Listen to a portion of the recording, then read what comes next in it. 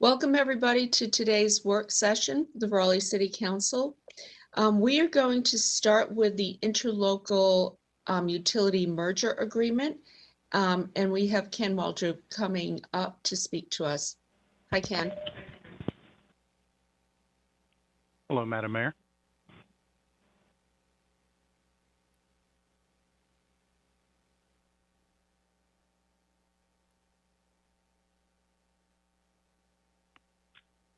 Hello. Again, my name is Kenny Waldrop.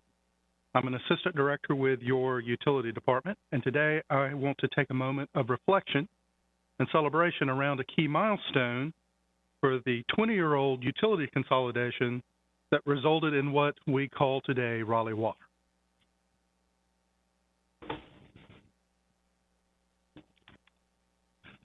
So our agenda today is going to be pretty quick and simple. We'll briefly touch upon the utility merger history and its structure before focusing on the significance of today's events. So to begin, in 1996, the Wake County Board of Commissioners created a 21-member task force led by then Wake County Chairperson John Converse.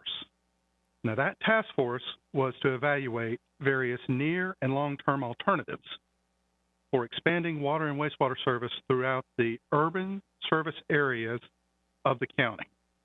Now, this was in response to perceived barriers to orderly growth within the county itself and complications associated with the existing contractual relationships between the municipal water providers. At that time, there were 14 interlocal agreements and 32 individual contracts between the 13 local governments. And there was competition within the county for limited resources. The report of this task force, issued in August 1998, recommended utility consolidation and provided several options for consideration. City of Raleigh leadership embraced this concept, and the county then funded a study for the first utility merger between the town of Garner and the city of Raleigh that same year. Now, this report noted that a regional system would gain the benefits of economy of scale in financial planning and environmental permitting processes.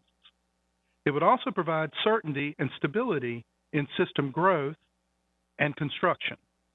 It would expand the utility customer base and improve infrastructure connectivity, which promotes long-term rate stability. And it would preclude the competition for limited resources that was present prior to the utility merger. And finally, regional utilities were and are favorably evaluated by both rating agencies and state and federal regulatory agencies.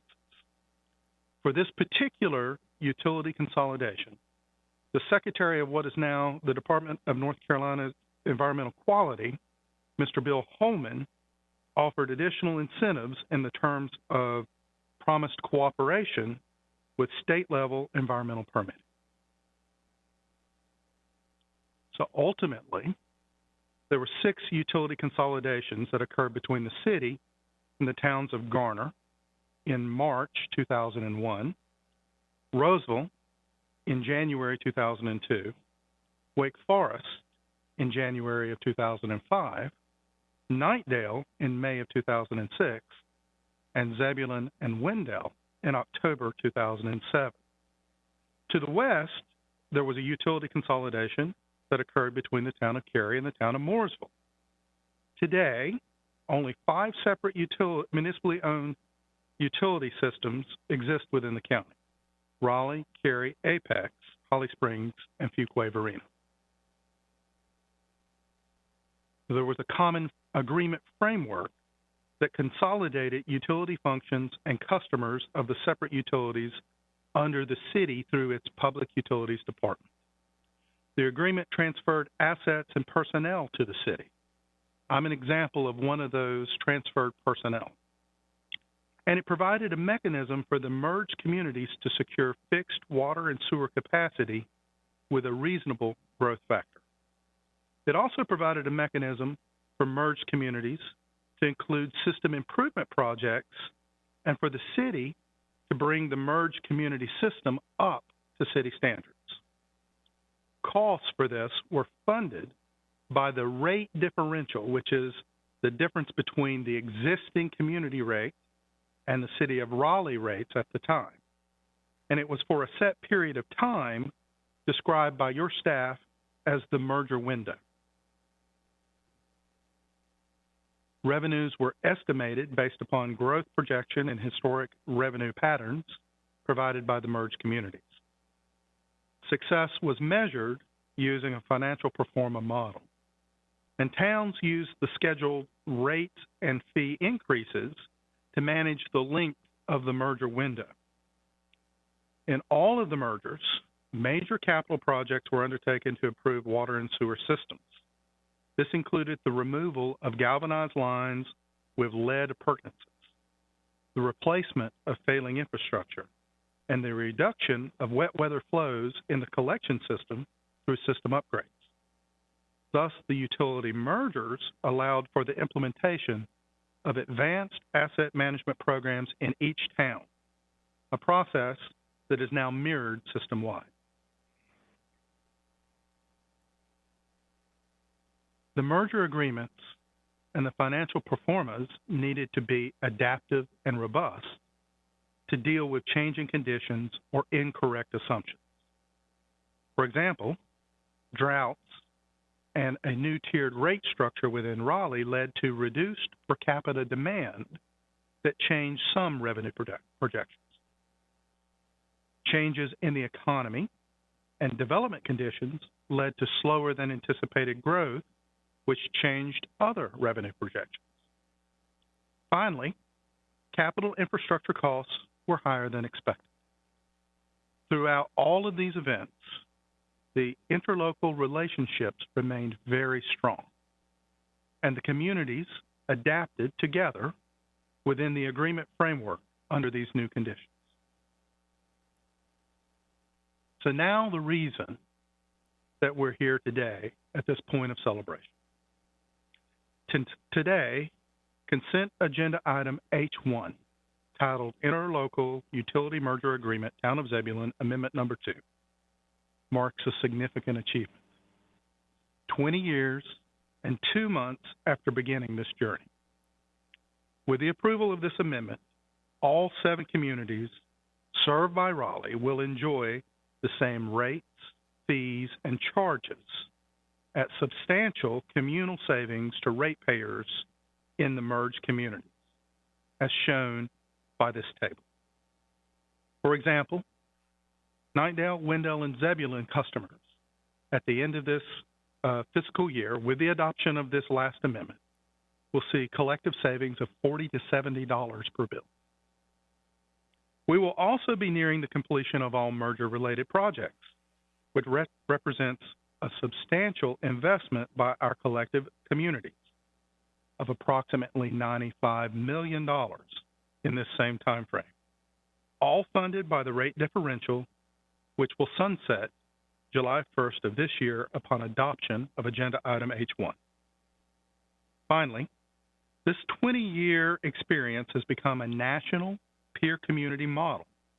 Often, your staff receive calls from other communities seeking advice about utility consolidation. And as recently as 2018, our consolidated utility was featured in national guidance from the U.S. Water Alliance and the UNC School of Government Environmental Finance Center. So, Madam Mayor, are there any questions?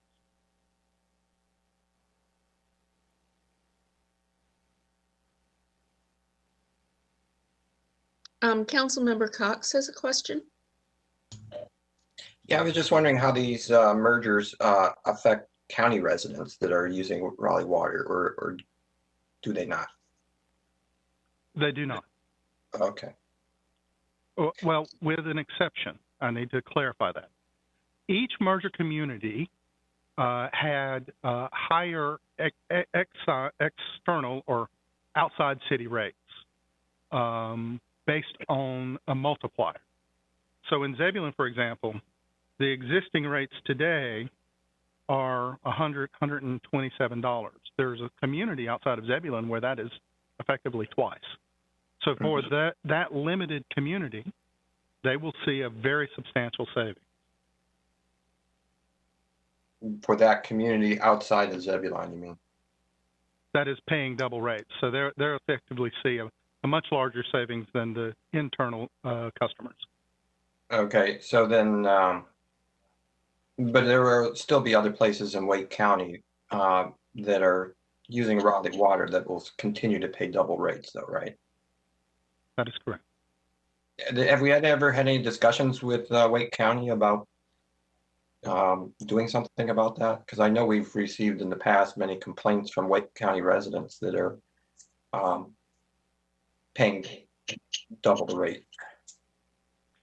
Effectively, the rate structure is 192% for outside customers versus inside customers.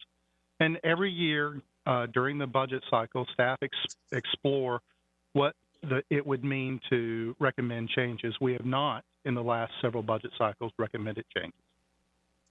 Okay. All right. Thank you. Councilmember Branch.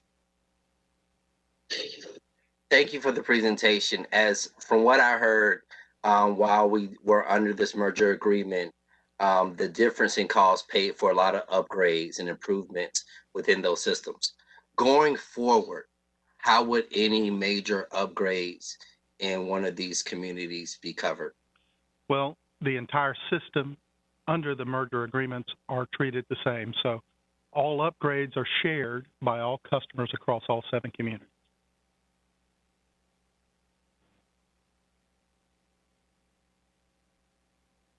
Okay, do you have a follow-up question, Councilor Branch? You look like you're pondering. Yeah, because it's so if there's an upgrade in Wake Forest, the residents of Garner, their rates help cover that upgrade, from what I'm hearing. Yes, that's one of the great benefits of a unified system. So all customers across the system, an estimated 600,000, share the costs of improvements, share the liabilities, and provide equally towards the revenues necessary to responsibly run the system. Gotcha. And that's because we have a closed system. The system pays for itself is the reason behind this. Perfect. That's right. As an enterprise system, revenues equal expenditures, and the system self-funds. Thank you. Councilmember Knight, you had a question? Didn't have a question, just wanted to make a statement, but let me do that real quick. Yes, please. Okay, thank you, Madam Mayor. As Mr. Waldrop said, I think it is time for a moment of celebration. And I know, Mayor, you will be giving that as well, but I just want to say I've worked with and around Mr. Waldrop and his team in from different perspectives, and congratulations to you and your team for getting us here. And also thanks to all those elected officials and others that were at the beginning and the original idea behind this and made it happen. So it's been a long process, but I think a good one, a positive one, and it's been great for not only Raleigh, but the rest of the cities in the county. So congratulations to all of those who have been involved in it. Any other questions? Councilmember Stewart. Thanks, Mayor. Mr. Waldrop, I just also want to say this is amazing and a lot of great work and really forward-thinking work. Serving on the league's board for Raleigh, I know that there are many water systems across the state that are really struggling right now. And I'm constantly pointing back to our program for them to use as an example. Might not work exactly, but it's incredible. So great work and congrats, folks.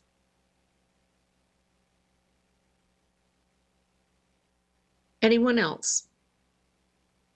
Ken, I agree with everyone.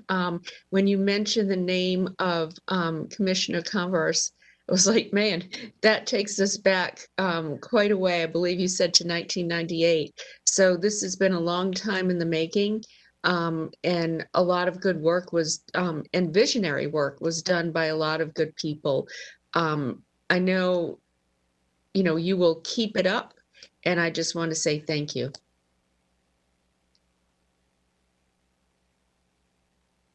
I think that might have been the easiest presentation Ken has given in his life. Thank you for that. Thank you very much. Next, we have an affordable housing update with Larry Jarvis.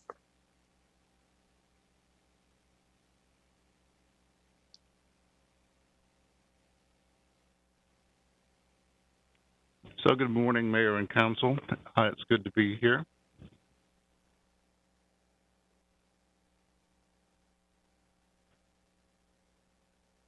So our agenda this morning, there are three things. We're going to give you an update on partnering with Wake County and the Acquisition Preservation Funds. I'll give you an update on public-private partnerships, and then an update on the Affordable Housing Bond Executive Subcommittee. So with respect to the partnership with Wake County, city staff is represented on the fund administrator selection team. The RFP to select the administrator was issued May 5th. Questions are due to the county May 14th. Pre-proposal responses back from the county on the 26th. And then June 23rd is when proposals are due. And again, the city is represented on that selection process. Looking at probably the August timeframe to select an administrator and early 2022 when the fund will be operational. And again, this is being capitalized with $10 million from the county. So to give you an update on public-private partnerships, the first one being Healing Transitions and their shelter expansion. The commitment letter for the $3 million loan has been executed by both parties. The city's funds will be used towards the renovation and expansion of the men's campus. Loan documents are being drafted for closing after July 1. The loan will be 0% interest, no repayment, forgiven in 2047. And that date is coterminous with the current lease, ground lease for the men's facility. The permanent supportive housing, the notice of funding availability has been issued and those submittals are due to us June 30th. We do anticipate a request from CASA for Kings Ridge, 100 units. CASA also is requesting support from Wake County. We anticipate that the Raleigh Housing Authority would provide some project-based vouchers. The Wake County Housing Authority might also do that. I wanted to talk this morning primarily about the small-scale nonprofit projects for which we have $2 million in the budget beginning July 1. So staff is recommending that we use one RFP to solicit nonprofit proposals for three things. The non-congregate family emergency shelter. This was a need that was identified through the Safe Life and Healthy Committee meetings. Transitional housing, and this would be an opportunity for the nonprofit Councilor Fort that you had talked about, Fellowship Home of Raleigh, I think it is, to apply for funding. And then other affordable rental projects having 1/3 of the units at 30% AMI or below. What we're suggesting is that we look at additional resources that we can utilize here. Through the American Rescue Plan, the city will be getting $5.2 million in home funds. The county will be getting $3.5 million in home funds. And at the staff level, they've indicated that they will be supportive of partnering with one RFP, provided that the non-congregate shelter is based on low barrier housing first principles. We think there is also an opportunity to use the long-term lease of some city-owned lots to put into play here. With some of the pending text changes that are kind of in your queue, we would be able to do a duplex and an ADU and possibly other missing middle options on lots where in the past just one single family would have been allowed. And again, we have a more detailed presentation to council on city-owned lots in June. This is an example here, 1106 Bloodworth. Again, with the pending text changes, we could do both a duplex and an ADU. The ADU might be a tiny home, but again, these would be the least expensive forms of construction, and we think the best way to maximize production. So evaluation criteria, of course, we always would look at financial feasibility, leveraging of other resources, and the need for the project, development quality, if it's new construction, or the physical needs assessment, if it's rehab. We want to look at the development and management team capacity and experience, supportive services, if applicable, what the plan is going to be for operational sustainability, and again, understanding of and adherence to housing first, low barrier principles. So the executive subcommittee is in place. First meeting is pending. Again, that will continue to be co-chaired by Paul Kane and Yvette Holmes. Other members, Bill Rowe with the Justice Center, Bob Cucab, Dustin Ingleton, Joe Rappel, Michael White, Sonia Barnes, Wayne Felton, Lisa Rowe, Mary Jean Seda, Bill Ahern, Kathy Johnson, Seth Friedman, Rhett Fussell, and Alice Lutz. And of course, you can see there's a large representation here of the nonprofit and service provider community. So the key questions for today is, does council wish for staff to collaborate with Wake County in an RFP soliciting proposals that would expand non-congregate family emergency shelter capacity and provide opportunities for transitional housing and small-scale affordable housing projects? And does council support including the anticipated home funds and the idea of land leases of city-owned lots in the RFP? So those are our updates for today and the questions that we wanted to put on the table for discussion. So Larry, can I just ask a question related to non-congregate, in parentheses, family? That means intact families. So people, correct. Okay, I just want to clarify that because that was the gap that we heard about. And my answer to these questions is yes and yes, but I saw Councilmember Melton with his hand raised. My answer to the questions was also yes and yes. And I especially wanted to talk about the second piece about offering up city-owned lots. That is something that I have really been pushing for. City owning dirt's not helping anyone. And I think if we want to build a city that's walkable and dense, we need housing in more places, and we can certainly offer up the land that we own to house folks who are in need of affordable housing. And so I think that's exactly what we ought to be doing, and I'd like to get moving on that as soon as we can. And I think it really does nicely complement some of the other policy changes we're trying to make with the duplexes and the ADUs. So I'm excited about that work. Larry, one other thing too, I think that when we do a project like this, it can almost be a demonstration project.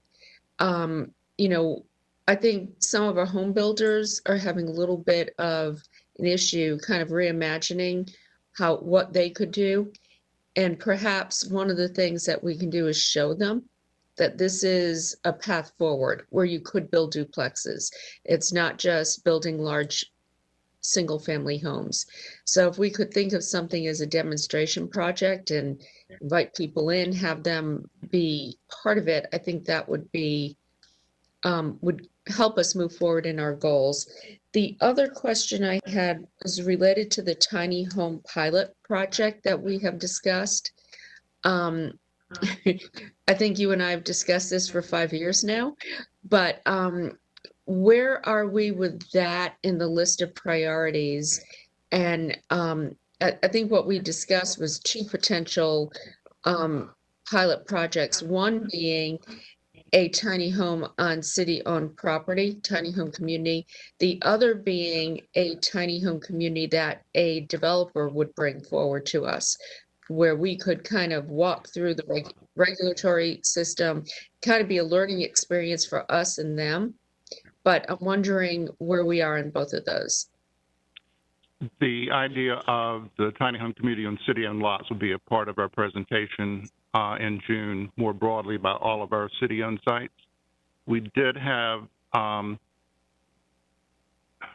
preliminary conversations with a church in North Raleigh that was looking at a tiny home community on a part of their campus. So I need to circle back because that actually originated and went through, of course, the planning department, not us. But let me check and see if that is still moving forward or not. Okay, and we'll hear about that in June then. Yes. Okay, Council Member Branch. Yes, thank you, Larry. And yes, I believe we do the RFP, and as well as talking about leasing city land. I believe Councilman Cox and Mayor Pro Tem Stewart will agree that that's a conversation we started many years ago, talking about city land and how we can use to address housing. So it's good to see that we're moving forward. That's come to fruition. So definitely thank you for that work. Okay, Council Member Fort. I don't know if staff's prepared to address this issue today, but I do want us to make sure we're keeping in the forefront of our mind how we're targeting folks at the 30% AMI level for these projects moving forward. That seems to be the greatest need in our community. So I definitely want to make sure that that's the target area that we're concentrating on as we're talking about affordable housing. Thank you. Yeah, I saw that written in one of your stipulations, Larry. So thank you for that. Council Member Buffkin. Thank you, Mayor. I agree with that we should move forward on both proposals. On the second one related to the city lots, Larry, can you give us an idea of the scale we're talking about here? What's our maximum potential and number of units? Right now, we probably have between 35 and 40 lots throughout, mostly southeast Raleigh, east of downtown.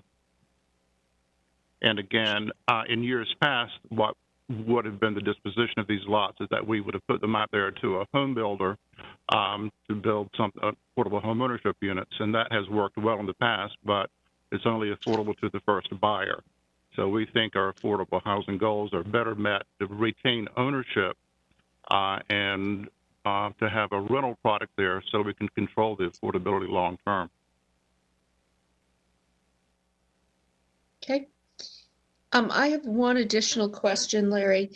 Pre-COVID, I had asked if we could, the staffs could get together with the city, the county, and the schools to talk about land we all own that might be used for affordable housing. So for instance, land that the school may own that could be used, say, for Teachers Village or senior housing. And that discussion kind of got set aside during COVID, but I've talked to a number of Wake County commissioners and several school board members, all of whom said they are interested in having this conversation. Is that something that, how would we go about moving this forward? Is that something we can do at a staff level, or do we need to get direction from the county commissioners and the school board members? The county has adopted of what they call a surplus property disposition policy. So if I thought we had shared that with council before, but if not, I think that would at least be a starting place, is to share, maybe through the manager's update, the policy that they recently adopted. Yeah, but we haven't jointly had those conversations about how we can work together. Okay. We'll work with the manager's office on getting something scheduled. Okay. If you need any assistance with that, please let me know. From an elected now, one of the official first standpoint. projects the county did is in Holly Springs. There was an affordable housing project there on, I think it was surplus Wake Public Schools land.